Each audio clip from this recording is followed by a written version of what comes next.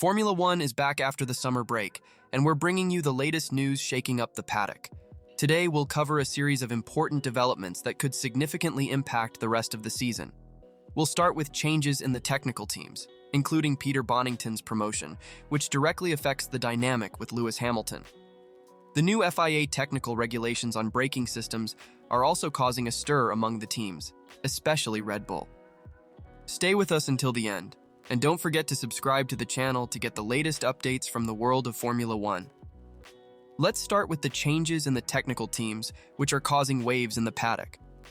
The latest news comes from Mercedes, where Peter Bonnington, Lewis Hamilton's longtime race engineer, has just received a significant promotion. Bonnington has been appointed as Mercedes' head of race engineering, putting an end to speculation about his potential move to Ferrari alongside Hamilton in 2025. This promotion marks the end of an era for one of the most successful partnerships in Formula One history. Bonnington and Hamilton have worked together since 2013, securing an impressive 84 victories and 6 world championships. The chemistry between the two was evident, with Bono's famous phrases like, "It's hammer time" and "Get in there, Lewis," becoming part of F1 folklore. Despite the imminent separation, Bonnington will continue as Hamilton's race engineer for the remainder of the 2024 season, giving the duo a few more races to add to their impressive list of achievements. Starting in 2025, Bonnington is likely to be the race engineer for Hamilton's replacement at Mercedes, with rumors pointing to young driver Andrea Kimi Antonelli. Meanwhile, the question of who will be Hamilton's new race engineer at Ferrari remains open. Riccardo Adami, current engineer for Carlos Sainz, emerges as a logical candidate. Adami has vast experience, having worked with Sebastian Vettel during his time at Ferrari and helping his drivers secure 17 victories throughout his career. This change in Mercedes' technical team not only affects the internal dynamics of the team, but also sheds light on how Ferrari is preparing for Hamilton's arrival. The Italian team hasn't won a title in 16 years, and hiring Hamilton is seen as a bold move to end that drought. Speaking of bold moves, the teams aren't the only ones making significant changes. The FIA is also shaking things up with new technical regulations.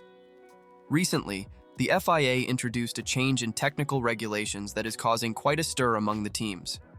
The new regulation bans any system or device that can systematically or intentionally produce asymmetric braking torques for a given axle.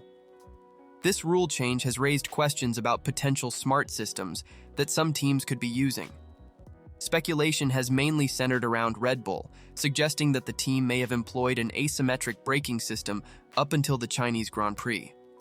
However, FIA sources denied that this rule change was prompted by current practices of any team. Instead, they claim it's a preventive measure looking ahead, especially considering the major rule changes expected for 2026. Interestingly, Mercedes and McLaren have been mentioned as teams potentially affected by this new regulation. Both teams have shown impressive performance recently, raising questions about whether this improvement could be related to innovations in braking systems. It's important to note that if any team were using a system now banned, the FIA's usual approach would be to issue a technical directive, not rewrite the rules. This suggests that the change is indeed more about preventing future exploits of the rules rather than correcting current practices.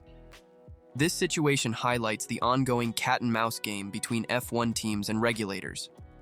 Teams are always looking for advantages within the rules, while the FIA works to keep the sport fair and competitive. And speaking of competitiveness, we can't ignore the impressive performance some teams have shown recently. Mercedes and McLaren have been the rising stars in recent races, challenging Red Bull's dominance in a way few would have predicted at the start of the season. Mercedes, in particular, had a difficult start to the season, but made a remarkable turnaround. The team won 3 of the last 4 races before the summer break, with Lewis Hamilton inheriting the victory at Spa after George Russell's disqualification.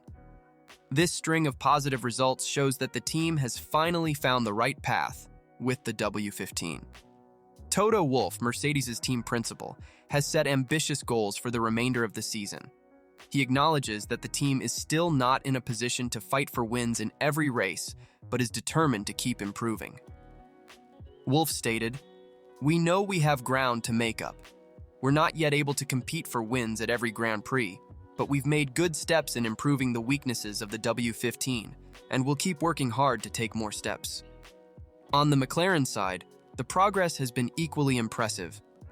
The Woking-based team has significantly reduced Red Bull's lead in the Constructors' Championship, now trailing by just 42 points. What makes McLaren's performance particularly noteworthy is the consistency of both drivers, Lando Norris and Oscar Piastri. Andrea Stella, McLaren's team principal, has called for resilience from his team in the title fight against Red Bull. He acknowledges that the upcoming races will be crucial and that the team needs to capitalize on any mistake or sign of weakness from Red Bull.